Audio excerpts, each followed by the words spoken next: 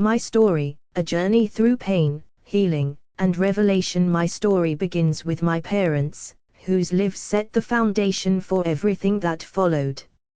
My father was born in Utah, raised in a strict Mormon household.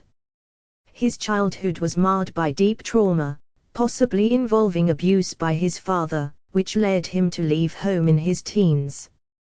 He distanced himself from his religious upbringing, embraced a literal interpretation of the Bible, and moved to Chicago, where he worked tirelessly to become a doctor and a millionaire.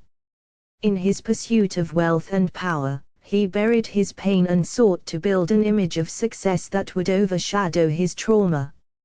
My mother, on the other hand, came from a middle-class family in Chicago. She grew up feeling inferior to her brother, who absorbed most of her father's love and attention. She was one of 5 daughters, but her brother was her father's favorite. My mother lacked the male affection and attention she desperately craved, which led her to fall quickly for my father. Despite warnings from her parents, she married him, seeking the validation she never received at home. They had 4 children, my sister, brother, and me, followed by a younger brother. By the time I was born, their marriage was already unraveling.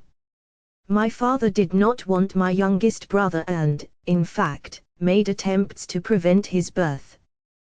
Their relationship disintegrated shortly after my birth, culminating in a divorce when I was just 2 years old. Growing up, I was often labeled the black sheep of the family, with many believing I was simply a troubled child.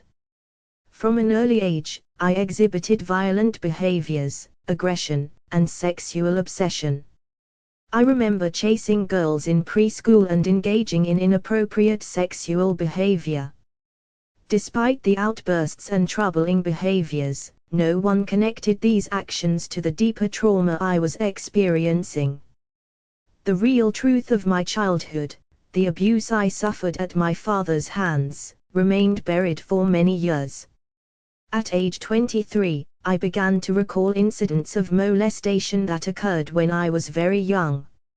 It wasn't until I was 33 that I fully remembered the extent of the abuse, including the horrific experience of being raped as an infant. Throughout my childhood, my mother was emotionally distant, complicit in the abuse, and oblivious to the signs of trauma. She never believed me when I later disclosed the abuse, calling me a liar.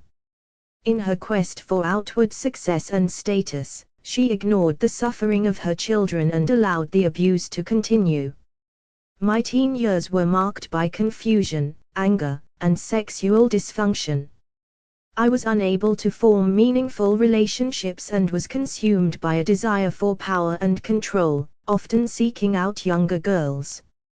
I misinterpreted my sexual compulsions as a way to assert dominance and masculinity, a misguided attempt to heal the pain that had been inflicted on me.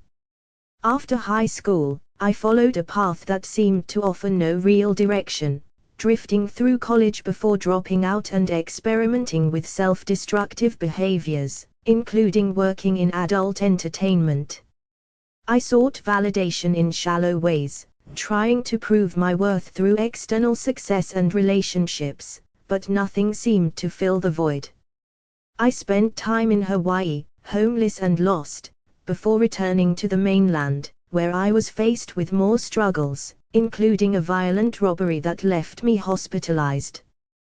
The trauma continued to mount, and I attempted a pilgrimage to California in search of clarity and spiritual healing.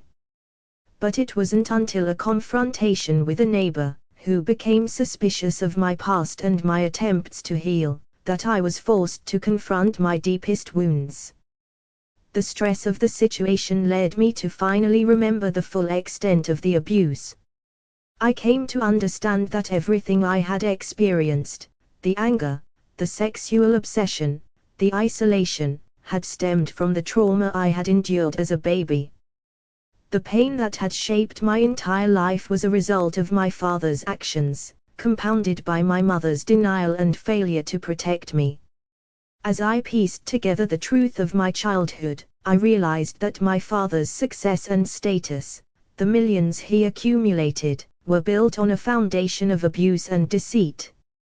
His reputation as a respected doctor and businessman masked the darkness of his past. And society, blind to the truth, continued to elevate him without question.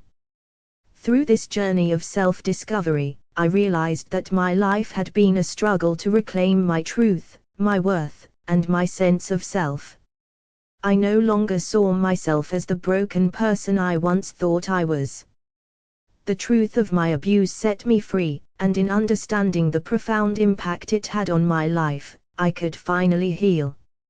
In the end, I believe my story is not just about personal trauma but about the societal failure to recognize and address abuse, especially when those in power hide behind masks of respectability. The systemic ignorance of child abuse, perpetuated by the pursuit of wealth and status, is a disease that continues to affect many lives. My healing journey, however, has led me to a place of deep understanding and acceptance.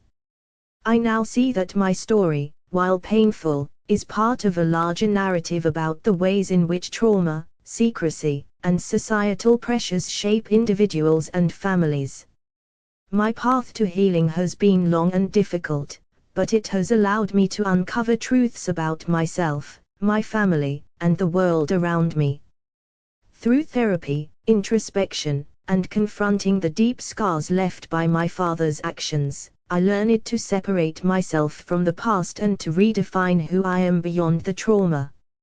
I've learned to embrace the purity of my essence, to let go of shame, and to realize that the abuse I suffered does not define my worth. My worth comes from within, from my capacity to heal, to grow, and to live authentically. This journey has not been linear.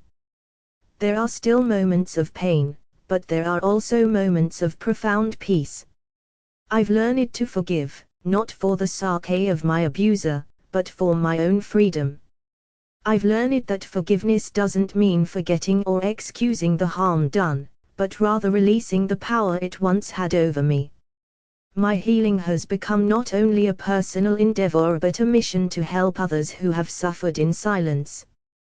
The more I heal, the more I feel called to share my story, to speak out against the systemic abuse that remains hidden behind wealth, power, and respectability. I want to be a voice for those who are too afraid or too silenced to speak their truth. Ultimately, my life's work is about breaking the cycles of trauma that have haunted my family and so many others. It's about creating a world where people can speak their truth without fear, where they are supported in their healing, and where the darkness is no longer allowed to hide in the shadows. The power to heal and transform is within each of us, and I believe it is through our collective courage and authenticity that we will change the systems that perpetuate harm. I now walk with a deep sense of peace, knowing that I am not the sum of my past pain. I am pure, deserving of healing, and worthy of love. My journey is far from over, but every step I take brings me closer to a life of peace, freedom, and true self-empowerment. The truth has set me free, and it is with this truth that I move forward, not only for myself but for the healing of the world around me.